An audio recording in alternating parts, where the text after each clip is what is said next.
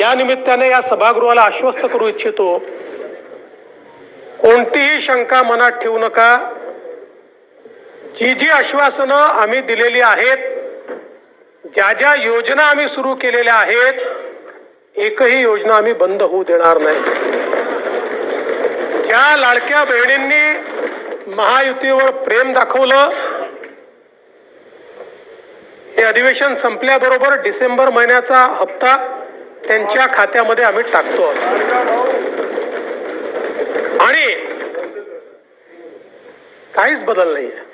नाना, मी या ठिकाणी स्पष्ट करू इच्छितो, कुठलेही नवीन निकष नाहीत, आता तर सगळ्यांनाच टाकतो। पण ॲपरंटली असं लक्षात येत आहे की काहींनी 4-4 खाती उघडलेली आहेत।